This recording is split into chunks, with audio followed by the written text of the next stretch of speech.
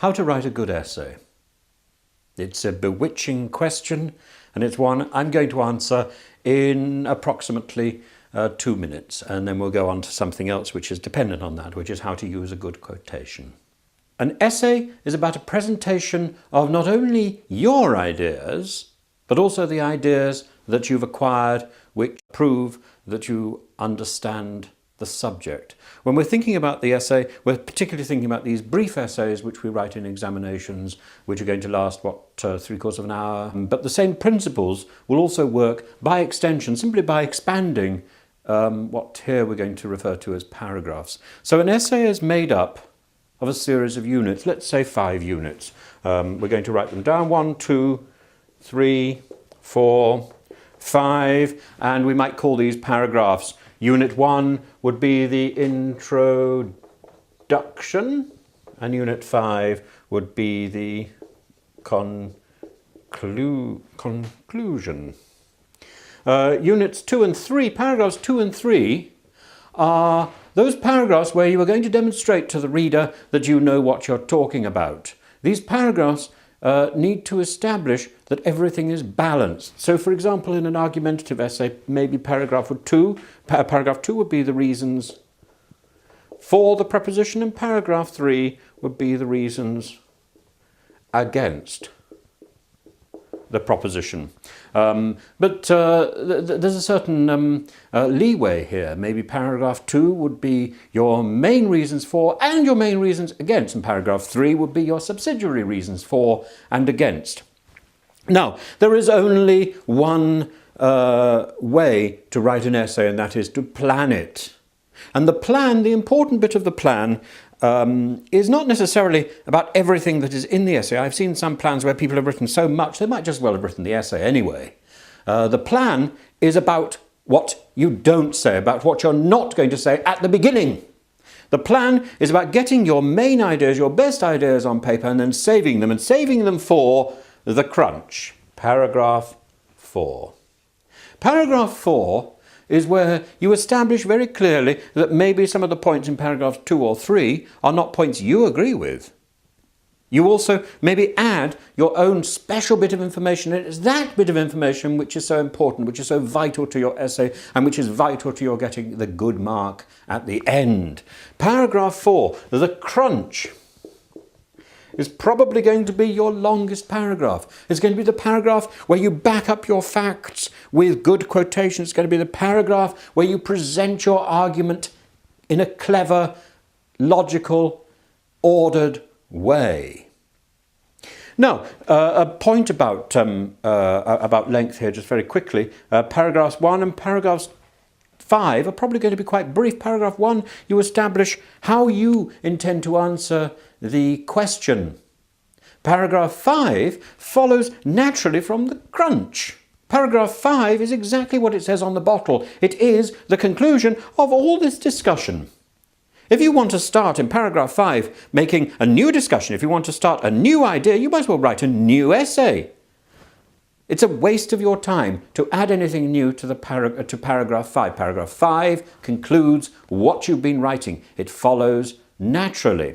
Paragraph 4 is your argumentative paragraph. Paragraph 4 is what you've been waiting for. Now look, it's exactly like the situation where you get into an argument with one of your friends, or indeed maybe not one of your friends. You want to say, there's no point in going onto the offensive right at the beginning and battering somebody. No, ridiculous, childish, silly.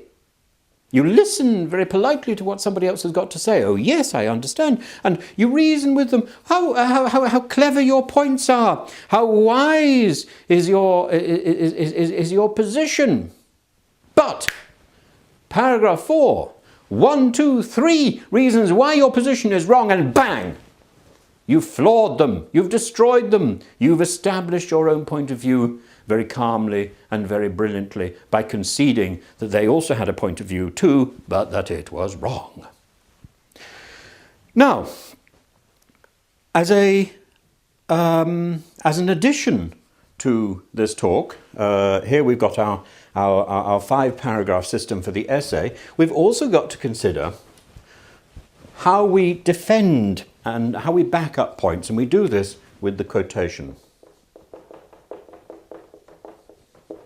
Now, the quotation is something which has been routinely misused in the past. Today, we are told that we must not plagiarize.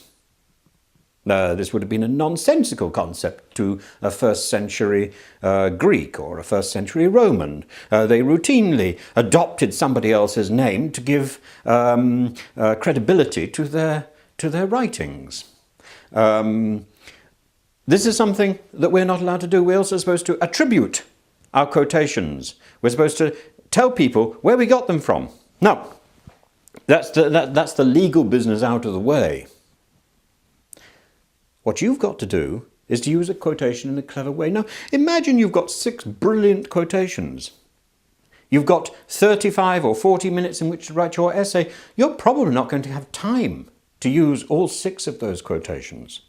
You have to choose very carefully, because a quotation, by definition, requires 3 sentences. A sentence to establish the quotation, to use the quotation, to quote, and then to explain the quotation. It's like taking a jewel from a ring, looking at a ring.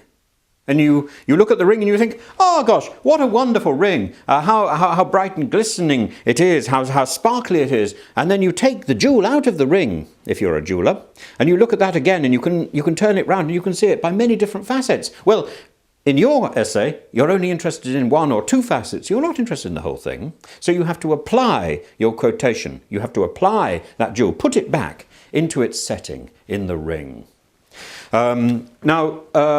If you get your quotation right, you're going to win with your essay.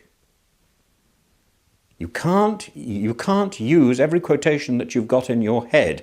Now, not only can you use quotations, of course, you might be able to refer to characters or events without necessarily explicitly quoting.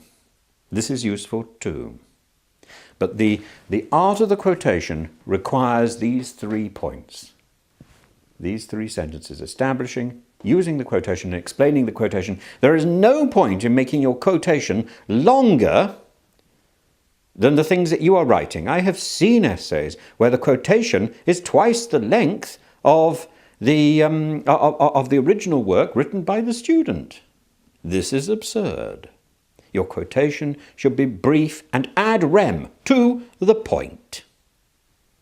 If you follow these steps, you will write a brilliant essay. There is no question.